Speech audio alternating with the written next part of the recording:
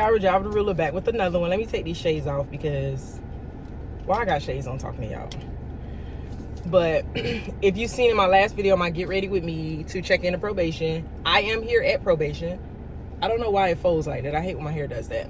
But I am here to check in. So I'm about to go inside, see my probation officer, and leave. And I will tell y'all how it went. Matter of fact, let me drink some water because I got to do a UA. Because I'm on drug offender probation, I have to do a urine analysis every single time that I come check into probation. So my urine is always clean, but I like to be able to go to the bathroom when they say, are you ready to go to the bathroom? Because I'm not finna be like, no, I can't pee yet. And they be like, why not? Why you can't pee? What's wrong? So this is water. Okay, this is water. This is not some trick to pass. I'm gonna pass, okay, always. But I need to make sure I can use the bathroom.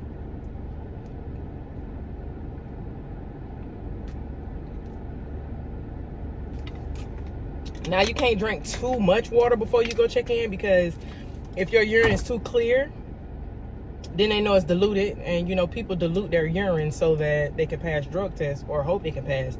So I drunk some water so I can go to the bathroom, but I don't want to drink too much where it's diluted and they think I, you know, try to tamper with it or whatever. So I drank a normal amount of water, what the average person drinks. As a matter of fact, let me drink just a tad bit more, because I only drank it from here to here.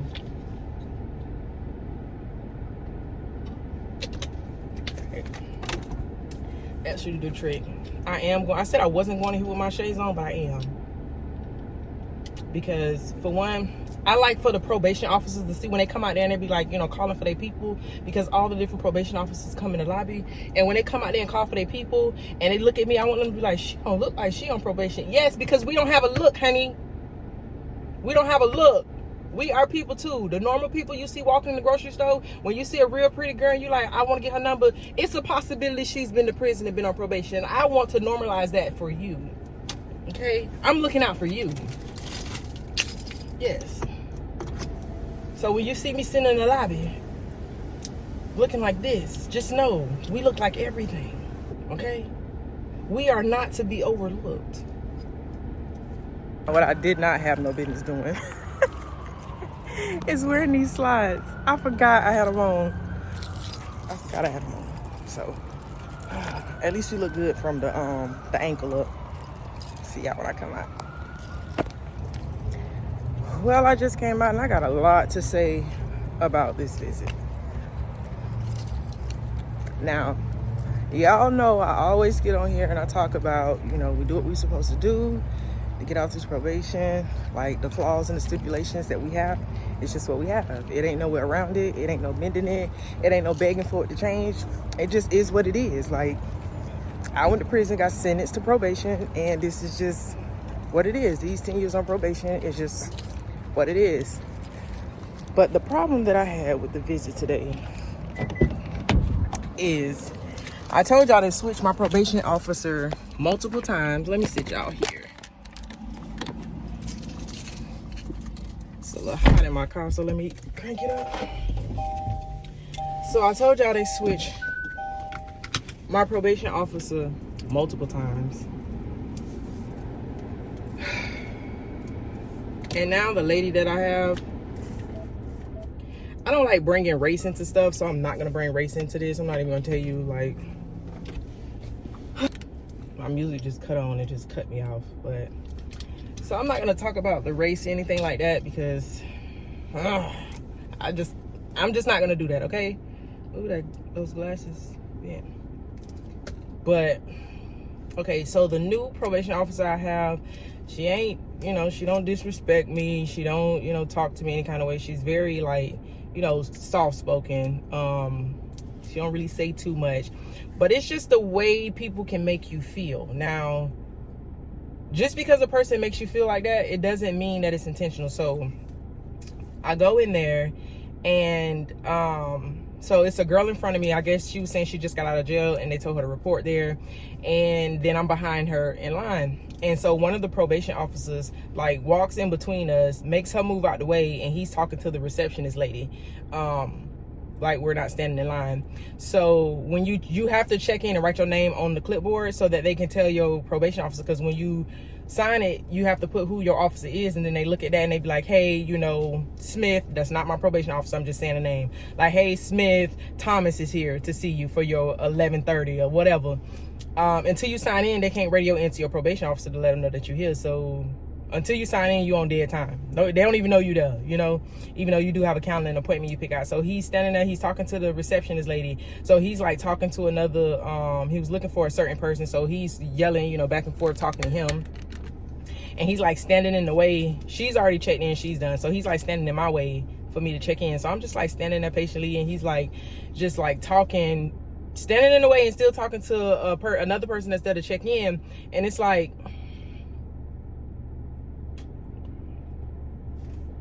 sir, I need to get there to check in. So it's like, I can't really be like, you in the way, like move, because you know what I'm saying? Even though as a person, as a normal person, outside of me being a convicted felon on probation or anything, like a normal person would have said something like, you know, my time is just as valuable as yours, but my time is not just as valuable as his. So guess what I have to do? I have to stand there and wait on him to decide to move, or decide to like acknowledge the fact that he's standing in my way from checking in. And it's not like there's a lot of people standing up, so it's kind of, well, maybe he didn't know you were in line. Like, it's a lobby and you sign in, you sit down. There's nobody talking loud, there's nobody running around, there's nobody getting up walking, unless you're going to check in or you walking out the door. So literally the only people standing up is me and him, and I'm facing the reception and he's facing this way talking. So I'm right here, like, and I'm just standing there. And then like after he decides to finish whatever it is that he's doing, he go ahead and move out my way.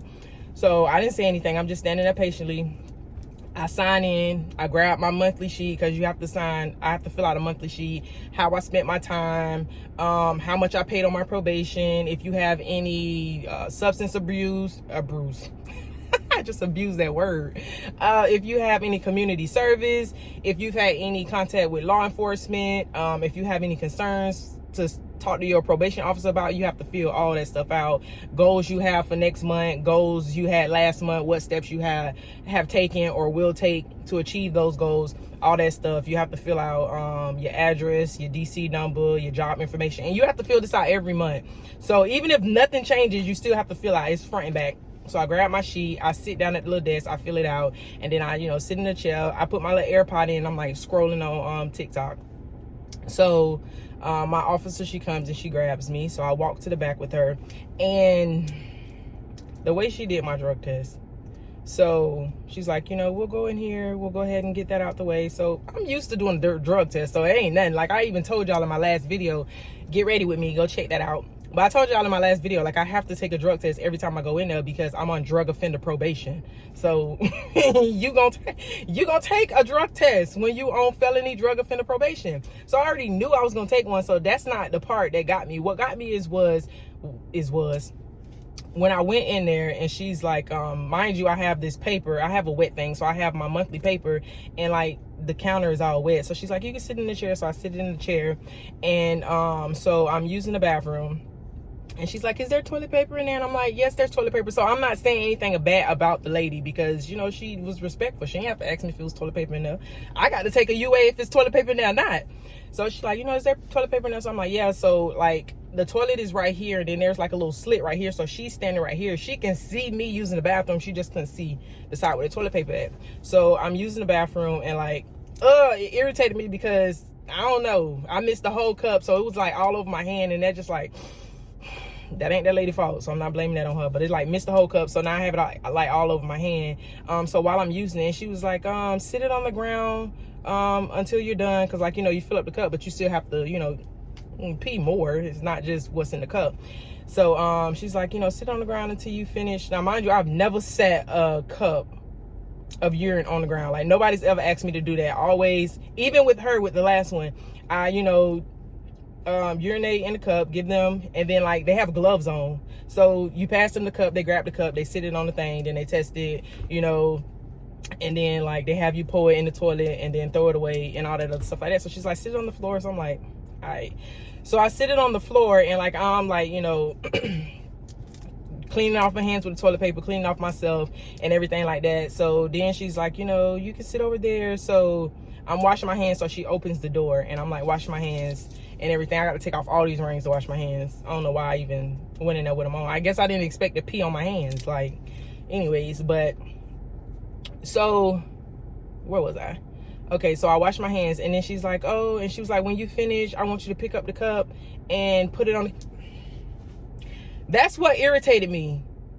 That is what irritated me, because you had me sit that cup on the ground, okay? While I'm using the bathroom, you had me sit that cup on the ground. Now you had me go wash my hands, and now you want me to come pick up that cup and put it on the counter.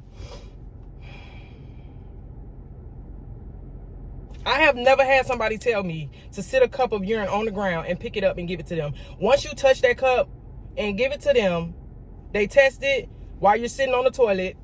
When they say, you know, it's all good and everything, then you get up, you pour it in there, you throw it away, and then you pull your clothes up and you go wash your hands, and y'all leave out. This lady had me sit this cup on the ground, had me wash my hands, and then had me bend over and pick up a cup of urine off the floor to sit it on the counter where she was at.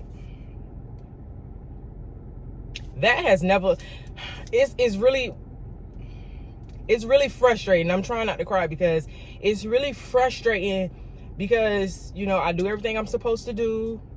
I try to be a law-abiding citizen, but it's like something that happened so long ago keeps affecting my life, because the way that lady made me feel, like, it was so, like, demeaning for you to tell me to pick up that cup off the ground after you just seen me wash my hands. So now I'm gonna have to wash my hands again. And on top of that, I had to wait to wash my hands, because after I picked it up, put it up there, you told me to sit down. I can't sit down, but I have to sit down because you told me to sit down. So now I have to wash my hands again, sit down, and then you tell me to come back over there and grab that cup and pour it in the toilet and then throw it away. So I just had to wash my hands 3 times while you have gloves on. You have gloves on. You wouldn't have had to wash your hands not one time. Not one time. I am literally sitting on the toilet, and this lady is right here, and I could have handed her the cup after I was done, and she could have sat it on the counter and tested it. I would have sat on the toilet, waited on the test to be, you know, negative, because I know it's going to be negative, and then she could have passed me back the cup to pour in the toilet while I'm sitting on it, and I could have threw it in the trash can that's sitting right there, and then got up, pulled my clothes up, let her see the toilet, and there ain't nothing, like, you know, in there that I could have finagled the test, flushed the toilet, washed my hands, and been out of there. And I know there's probably people like, girl, you on probation. Like, you do what they tell you to do. Like, it is what it is. Like, you shouldn't have did the crime. All of that is correct, okay? All of that is correct. I've just never had a drug test go like that. And, like, the way she didn't even touch the cup. She did not touch the cup not one time. Not once. I see one of my employees, associates, whatever you want to call them. Right? Why are you at the probation office?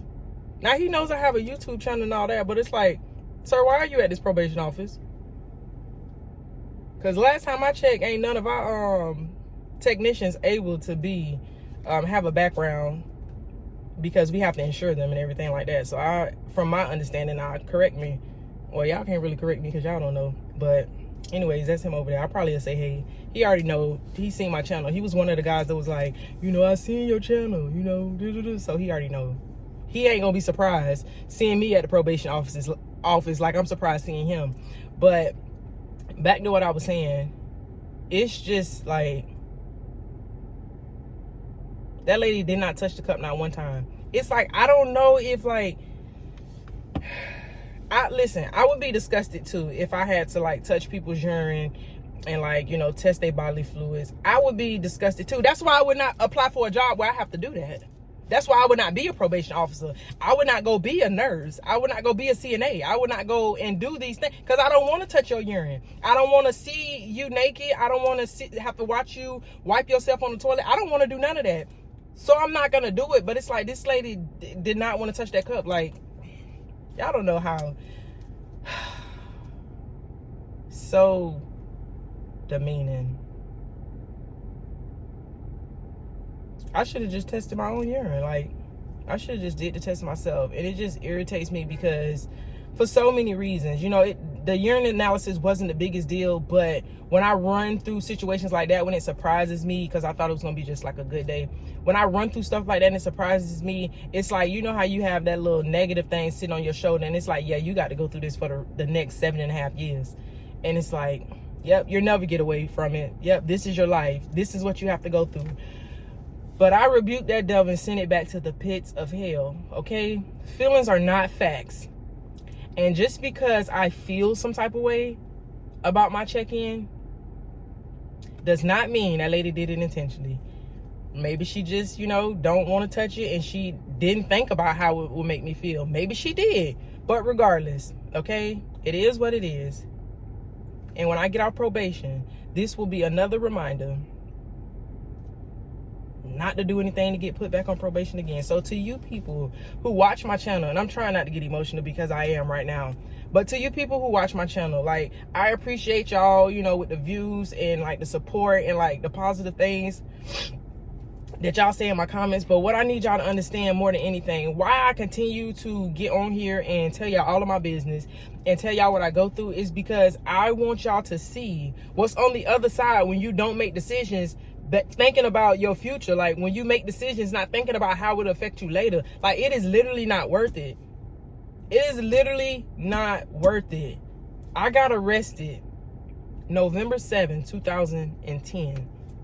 It is 2023, and I am still dealing with a day that happened in 2010.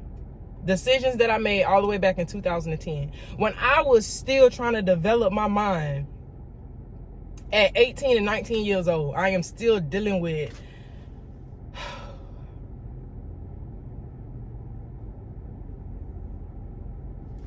y'all. Just stay out of trouble. Don't commit no crimes. Get you a job. And the slow money might be irritating, but I promise you, the slow money being irritating feels better than going in the probation office and having to decipher between your feelings if the person that demeans you did it on purpose or not. Having to pay your hard-earned money to the state of Florida or whatever state you in for probation for the next 10 years, okay? Owing the Department of Corrections $108,000 when you came home with $0.00, and they knew that. Having to pay them $108,000 when they know when you signed that paperwork the day you got out of prison, you had $0 in your pocket. So just we gonna have a good day, okay? I'm gonna take some pictures because I did promise y'all that y'all was gonna be able to see my fit. So I'm still gonna take pictures and put them with this video. But I love y'all. It's been real, okay?